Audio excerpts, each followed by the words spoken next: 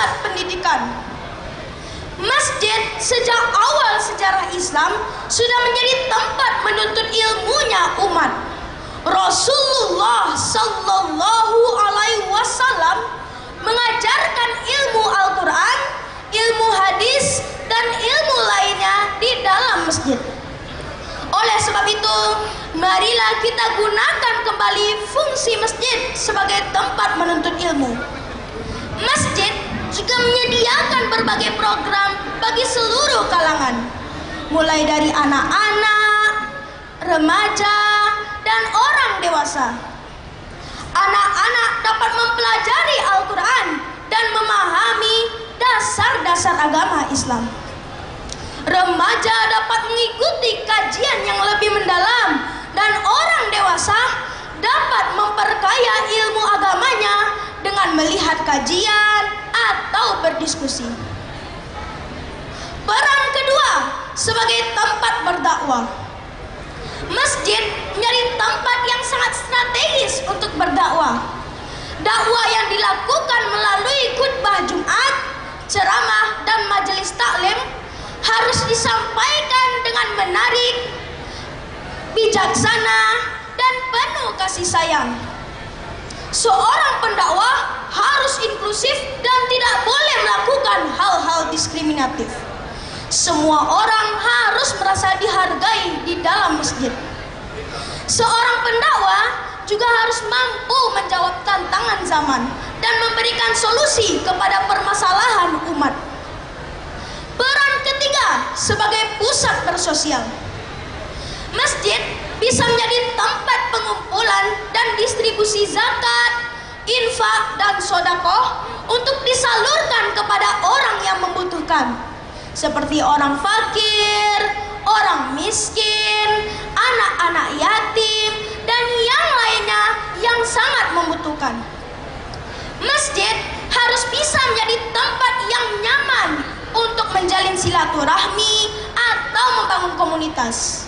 Masjid juga bisa menjadi tempat perlindungan bagi korban bencana atau korban pandemi.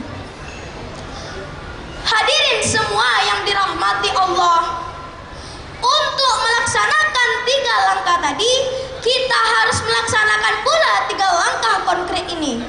Yang pertama, meningkatkan kapasitas dan kualitas pengurus masjid.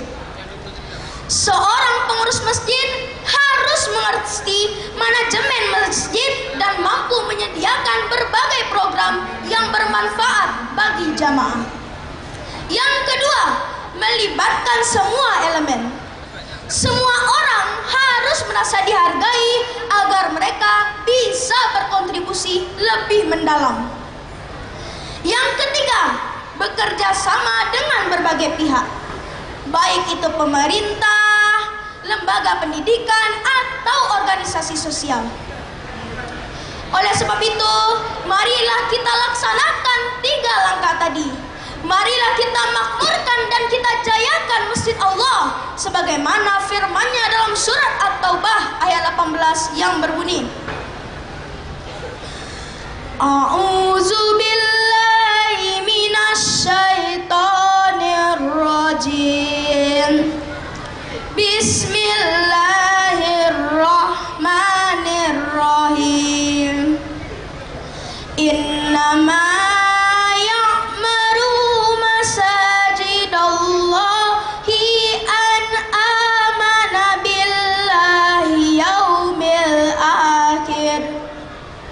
wa aqamas salata wa ataz zakah wa lam yakhsha illallah fa asa ulaika ayyakunu muhtadin. Artinya, siapa yang pantas memakmurkan masjid Allah adalah orang-orang beriman yang melaksanakan sholat, yang membayar zakat, dan tidak takut kepada siapapun kecuali kepada Allah Subhanahu wa Ta'ala. Maka orang-orang itulah yang akan diberi petunjuk oleh Allah. Demikianlah pidato singkat yang dapat Ridha sampaikan. Mudah-mudahan hidayahnya kepada kita semua. Tang bilang di rumpun lanse, di balik batang kayu patai. Dibilang sadangan dape, nan tinggal untuk nan pandai. Wabillahi taufik wal hidayah. Wassalamualaikum warahmatullahi wabarakatuh. Beri tepuk tangan yang meriah untuk dari cilik kita Rido. Assalamualaikum warahmatullahi wabarakatuh. Hamdan wa syukurillah, salatan wa salaman ala rasulillah wa ala ali wa mawala, amma ba'du. Setinggi puji salam syukur hanya kepada Allah Azizul Ghafur. Dengan alhamdulillah kita bertutur sebagai tanda hamba bersyukur. Salawat dan salam terlimpah bertabur kepada Muhammad, Nabi yang masyhur. Allahumma sholli ala Muhammad wa ala ali Muhammad. Nabi penghulu segala umat, pembawa rahmat di dunia dan di akhirat. Yang terhormat para dewan juri yang wajahnya bercahaya, para hadirin yang berbahagia, serta teman-teman sekalian, para generasi harapan yang sama banggakan. Pada kesempatan ini, izinkan sama menyampaikan untaian hikmah dengan tema surau sebagai pusat pendidikan, berdakwah dan sosial. Kaum muslimin muslimat yang berbahagia, kata Nenek Salma, dahulu surau merupakan pusat kegiatan masyarakat. Anak-anak mendapatkan pendidikan berawal dari surau. Belajar mengaji, belajar akhlak dari surau. Bahkan anak laki-laki di Minangkabau dulunya ketika sudah besar pun sudah terbiasa tidur di surau. Betul Bapak Ibu? Bermusyawarah di surau, memecahkan masalah umat pun di surau, semuanya di surau. Sehingga surau tidak pernah sepi, selalu ada kegiatan di dalamnya. Ketika acara keagamaan, masyarakat berbondong-bondong membawa hasil ladangnya ke surau, seperti pisang, ubi, dan lain-lainnya. Bahkan ada membawa makanan. Ini semua bentuk kegiatan sosial yang sudah dibangun dulunya dalam masyarakat.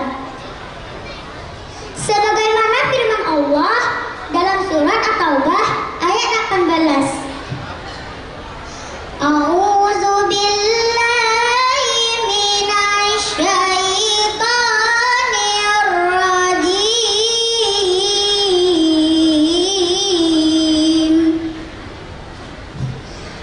Bismillahirrahmanirrahim.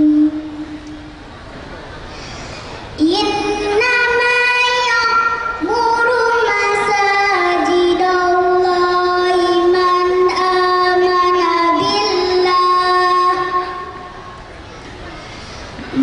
amana billah wal yaumil akhir wa aqamas salata wa ataz zakah wa lam yakhsha illallah fa'asa ulaika an yakunu minal muhtadin.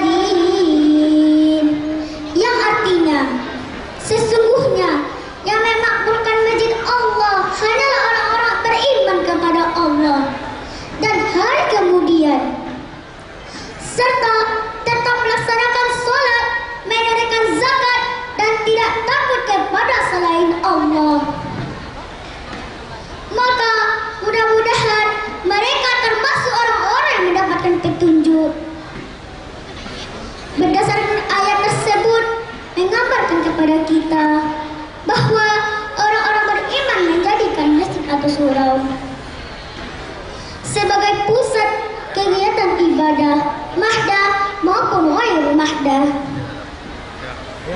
Namun, kondisi sekarang sudah berbeda dengan dahulu. Orang-orang Islam sudah larut dengan gemerlapnya dunia. Anak muda sampai balita sibuk dengan HP-nya. Orang tua sibuk bersosialita dan bergaya. Kejahatan di mana-mana. Kisah kelak juga ada. Generasi muda yang tidak hormat kepada orang tua, kepada guru, dan kepada lebih tua darinya.